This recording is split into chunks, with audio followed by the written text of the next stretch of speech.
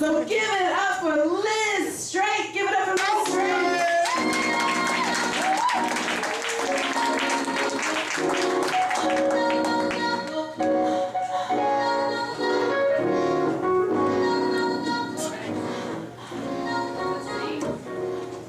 What's up, stage audience? Hey.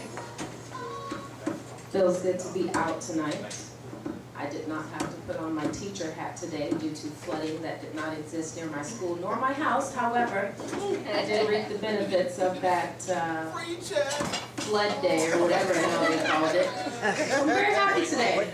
No school, no students, no sixth graders, no hormones, no... Miss Straight, Miss Straight, Miss Straight, shut up! But of course I can't say that. But I didn't have to suppress it today. I moonwalked around my house in my socks this morning at 5:30 when the school called and said school was canceled. So, poetry. I'll do some poems that just make me feel good.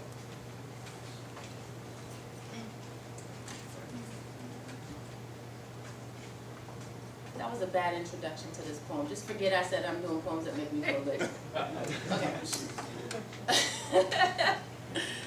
So as I sit here less than 10 feet away from his wife, I realize that I love him like I did before I believed she actually existed.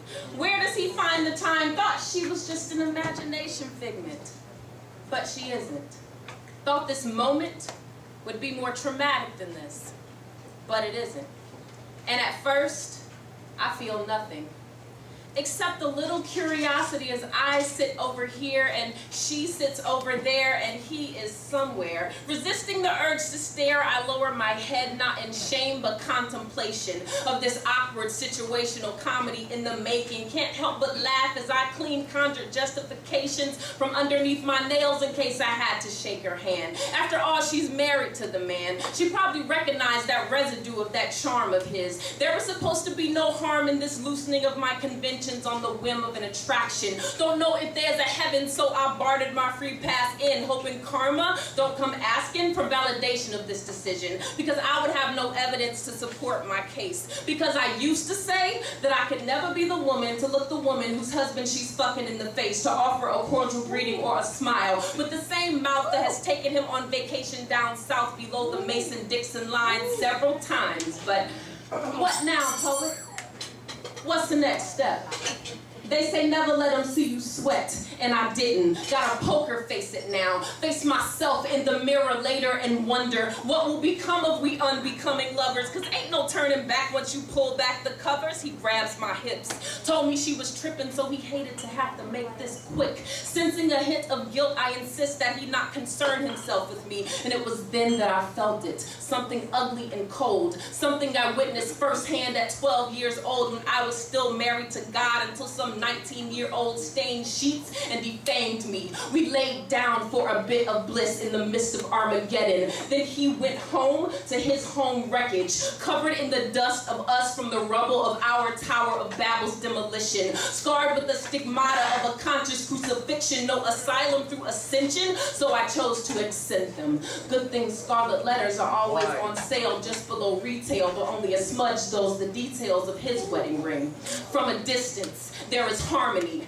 branded in the echoes of I do's, bouncing off the walls of our secret rendezvous. And this costly sacrifice don't seem worth this asking price of our good names, our reputations, our genuine friendships, should this sin cause the fall of his foundation. And I wish I could see an end to this, but what's in a wish if you ain't got a wishing well to pitch a penny for his thoughts, or a nickel for his kiss, or the fistful of ignorance that I swapped for my sixth sense? And there she is, the other half of his bank account, bearer of his last name, oblivious to the amount of change that I'm holding in my pocket. And I pray that this woman doesn't ask if I can spare a dime, because right now the space is so fine between his 1.5 and my moral contemplation, like the distance between two radio stations. And I can feel the static as she brushes past me, holding their child fast asleep. Through closed eyes, the child asks me, what kind of person are you to be threatening my family?